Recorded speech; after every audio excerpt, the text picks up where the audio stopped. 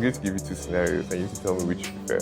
Scenario A, official rate of 400 naira and parallel market rate at 700 naira. And scenario B has one rate at 900 naira. Which you prefer?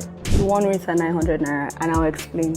400 naira is not practicable for 95% of the economy. Why? There are so many restrictions. You see, with the fuel subsidy argument and removing that arbitrage, you had more to play with there in terms of this is the impact that it's going to have on the everyday person, and you were completely right.